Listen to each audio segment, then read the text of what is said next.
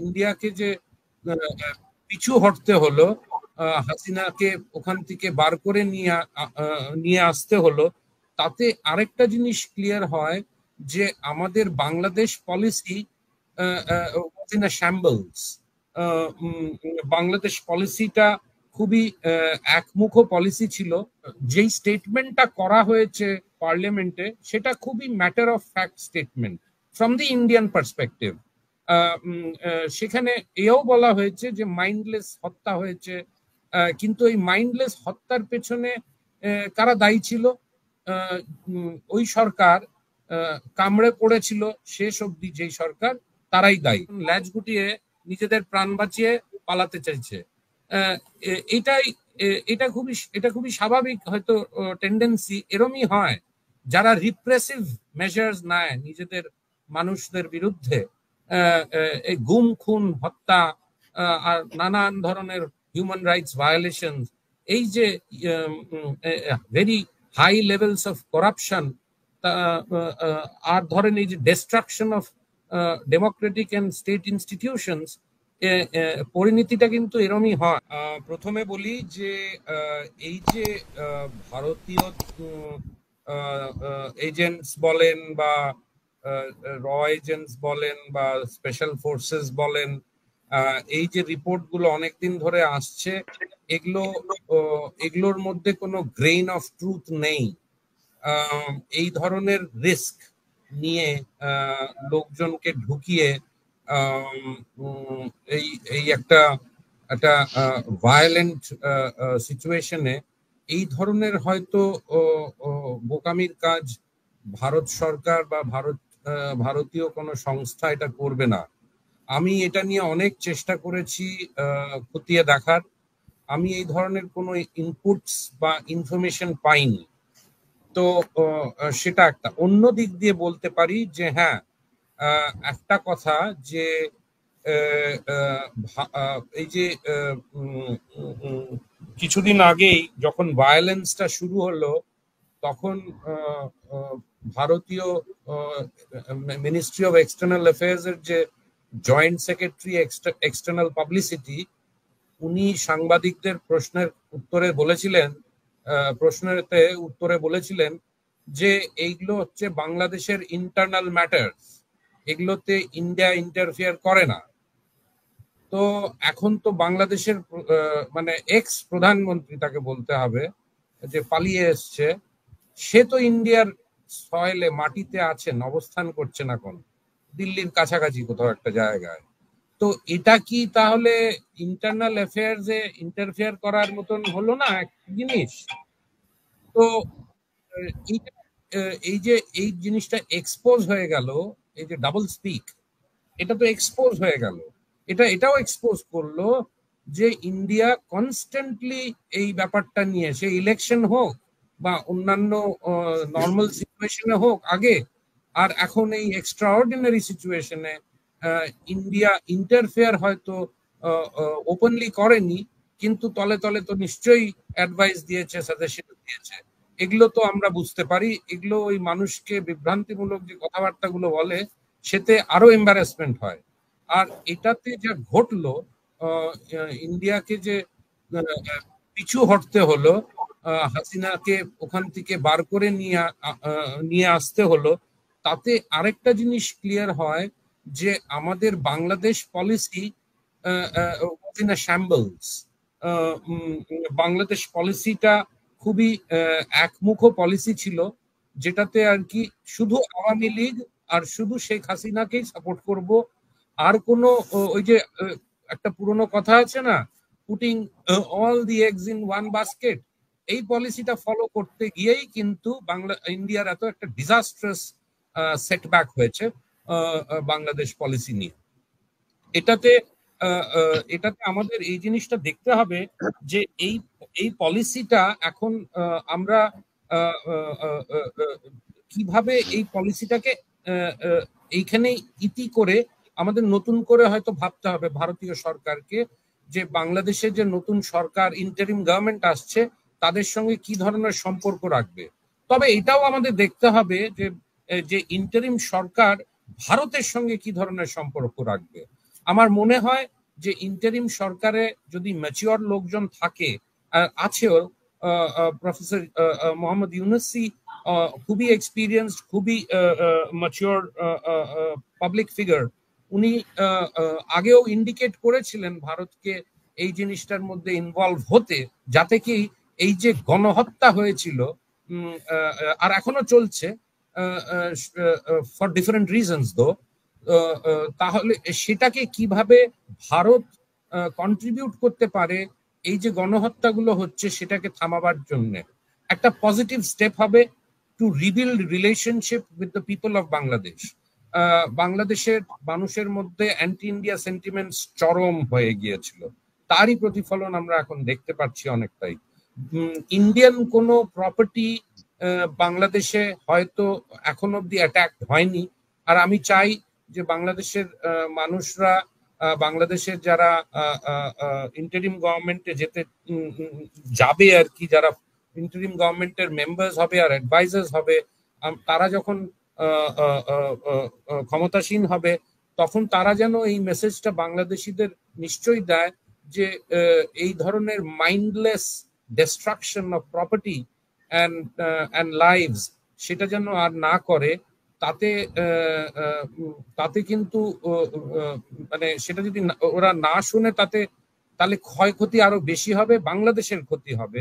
আর interim গভর্নমেন্টের যে কাজ করার যে গতিটা সেটা বাধা পাবে। এটা হলো একটা ব্যাপার। আজকে বাংলাদেশের ইস্যু এই প্রথমবার, অনেক বছর পর এই প্রথমবার আমরা পার্লামেন্টে উঠেছে শুনলাম। এটা বাধ্য হয়ে করতে হয়েছে ইন্ডিয়াকে, কেন কিনা শেখ হাসিনা এখন ভারতীয় মাটিতেই আছেন। এরপরে উনি কোথায় যাবেন, সেখানে ইন্ডিয়া কতটা মদত দেবে সেটা আমরা এখনো বলতে পারছি না, কিন্তু পার্লামেন্টে ওঠাটা এটা জরুরি ছিল, এটা আগেই উচিত ছিল। আমাদের পার্লামেন্টারিয়ানসরাও এই ব্যাপারে অত্যন্ত ক্যালাস নেগলিজেন্ট ব্যবহার করেছেন। ওনারা জানতেন যে বাংলাদেশে একটা গণহত্যা হচ্ছে, কিন্তু তা সত্ত্বেও ইন্ডিপেন্ডেন্টলি কোনো এমপি, সে অপোজিশনের হোক বা রুলিং পার্টির হোক, এই ব্যাপারটা নিয়ে কিছু বলেনি। শুধু বলতে শুরু করলো আমাদের external affairs minister mister S Jaishankar, যখন সিচুয়েশন এদের বিপরীতে চলে গেছে, এদের বিরুদ্ধে চলে গেছে। এখন যেই স্টেটমেন্টটা করা হয়েছে পার্লামেন্টে সেটা খুবই matter of fact statement from the Indian perspective. সেখানে এও বলা হয়েছে যে মাইন্ডলেস হত্যা হয়েছে, কিন্তু এই মাইন্ডলেস হত্যার পেছনে কারা দায়ী ছিল? ওই সরকার কামড়ে পড়েছিল শেষ অবধি যেই সরকার, তারাই দায়ী। এটার মোরাল রেসপন্সিবিলিটি ইন্ডিয়ার উপরেও এসে পড়ে অনেকটা, যে এই সরকারকেই কিন্তু তারা সাপোর্ট করছিলেন। আর এই সরকারের পুলিশ বাহিনী, প্যারামিলিটারি ফোর্স এই স্টুডেন্টসদের উপরে গুলি চালিয়ে 2066, অফিসিয়ালি স্পিকিং 266 স্টুডেন্টসদের মেরেছিল। এটা কি এত তাড়াতাড়ি মাফ করা দেওয়া যায়? আর এটার তো নিশ্চয়ই উত্তর বাংলাদেশিরাও খুঁজবে, এই প্রশ্ন বাংলাদেশিরাও তুলবে, তার উত্তরও খুঁজবে তারাই। তো আমার মনে হয় নেট অল টুগেদার এটা একটা ইন্ডিয়ার জন্য একটা বাংলাদেশ পলিসিটা প্রুভ হওয়া গেল, যে ইন আ ওয়ে প্রুভ হলো যে এটা একটা ডিবেকল হয়েছে। আমরা যদি এই জিনিসটাকে আগে থামাতাম, বা বাংলাদেশের উপরে যে ভারতীয় সরকারের ইনফ্লুয়েন্স আছে সেই দ্বারা যদি আমরা এটাকে আগেই থামানো যেত, একটি মানে যেদিন আবু সায়েদের প্রাণ গেল সেদিন যদি বাংলাদেশের উপরে চাপ দিয়ে তাদের ইনফ্লুয়েন্স খাটিয়ে এই গণহত্যাটাকে যদি বন্ধ করতো, তাহলে হয়তো এই অবস্থা এখনই আসতো না। শেখ হাসিনা হয়তো আলটিমেটলি যেতেন, কিন্তু এই এত মানুষের জীবনের ক্ষয়ক্ষতি, পাবলিক প্রপার্টির ক্ষয়ক্ষতি, প্রাইভেট প্রপার্টির ক্ষয়ক্ষতি, আর সেটা এখনো চলছে।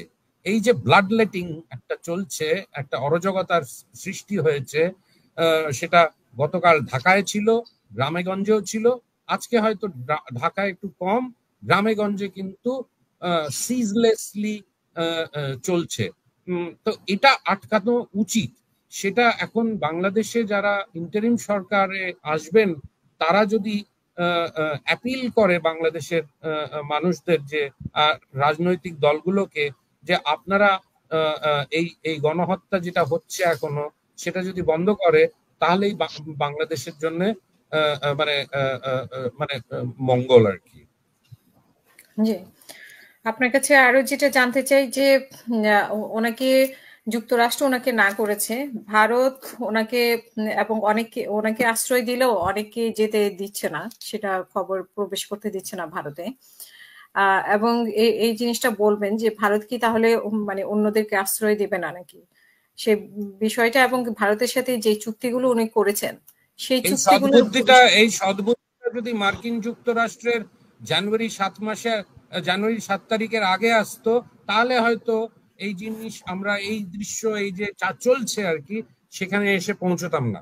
কিন্তু তারাও ফর সাম স্ট্রেঞ্জ রিজন না, আমার তো মনে হয় ইন্ডিয়ার ইনফ্লুয়েন্সে, ইন্ডিয়ার চাপে তারা সেই যে অ্যাকশন গুলো নিতে চেয়েছিল বা বলেছিল যে আমরা অ্যাক্ট করব বা ইন্ডিকেট করেছিল আমরা অ্যাক্ট করব যদি ফ্রি অ্যান্ড ফেয়ার ইলেকশনস না হয়, সেখান থেকে কিন্তু পিছু হেঁটে সরে গিয়েছিল মার্কিন যুক্তরাষ্ট্র। এই তখন যদি কড়াভাবে কোনো পদক্ষেপ নিত তাহলে আমাদের হয়তো এই জায়গায় পৌঁছতে হতো। 2 নম্বর হচ্ছে, আমরা শুনেছি অনেক মন্ত্রীরা, অনেক ব্যুরোক্র্যাটসরা, অনেক মন্ত্রীদের স্ত্রীরা, তারপরে অন্তত একজন ফরমার ডিজিএফআই চিফ, এরা সব পালিয়ে নানান জায়গায় গেছে, তার মধ্যে হয়তো ইন্ডিয়াও আছে। আজকেই তো আমি শুনলাম যে বাংলাদেশের মন্ত্রী জুনায়েদ আহমেদ পলককে আটকানো হয়েছে, আরো সাংবাদিকদের হাসান মাহমুদকে আটকানো হয়েছে, পলককে আটকানো হয়েছে, আরো অনেক হয়েছে। কারেক্ট। ওনার স্ত্রী কিন্তু উনি চলে গেছেন গতকাল 4 তারিখে বোধহয় উনি চলে গেছেন। তো এইসব জিনিসগুলো হয়েছে। আপনাদের যে প্রধানমন্ত্রীর অ্যাডভাইজার ছিলেন, ইন্ডাস্ট্রি অ্যাডভাইজার আর ইনভেস্টমেন্ট অ্যাডভাইজার, যার নাম যাকে আমরা চিনি দরবেশ নামে, সেও নাকি চলে গেছে। আরো কারা কারা গেছে সেটা আমি হয়তো বলতে পারবো না। আরেকজন ইনফেমাস ক্যারেক্টার, হ্যাঁ, যে আপনাদের minister of state for information Mohammad Arafat, সে তো লুকিয়ে আছে। তো সে তো বড় বড় হুমকি দিয়েছিল যে বল প্রয়োগ করতে হলে আমরা করব। এখন তার বিরুদ্ধে যদি বল প্রয়োগ হয় তাহলে সে সেই জিনিসটাকে কি করে দেখবে আর কি। বেসিক কথাটা হচ্ছে যে 4 তারিখ থেকে বা তার আগের থেকে আমরা যেটা নোটিস করেছিলাম, এই যে বাংলাদেশের এই যে দাম্ভিক সব মন্ত্রীরা এর যা বলতো, মানে যে ধরনের কথাবার্তা বলতো, এখন ভিজে বেড়ালের মতন ল্যাজ গুটিয়ে নিজেদের প্রাণ বাঁচিয়ে পালাতে চাইছে। এটা খুবই স্বাভাবিক হয়তো টেন্ডেন্সি, এরমই হয় যারা রিপ্রেসিভ মেজার্স নেয় নিজেদের মানুষদের বিরুদ্ধে, এই গুম খুন হত্যা আর নানান ধরনের হিউম্যান রাইটস ভায়োলেশন, এই যে very high levels of corruption, আর ধরেন এই যে destruction of democratic and state institutions, পরিণতিটা কিন্তু এরমই হয়। এরপরে হয়তো আরো ভয়াবহ পরিণতি হতে পারে when they will have to face criminal charges in Bangladesh. তখন হয়তো অনেকে পলাতক থাকবে, কিন্তু অনেককে হয়তো যাদের আটকানো হয়েছে তাদের বিরুদ্ধে যখন ক্রিমিনাল কেসেস গুলো হবে, তো নিশ্চয়ই তার একটা মানে আমরা হয়তো সেটা তখন দেখতে পারবো কিরম ধরনের জাস্টিস ইজ মিটেড আউট।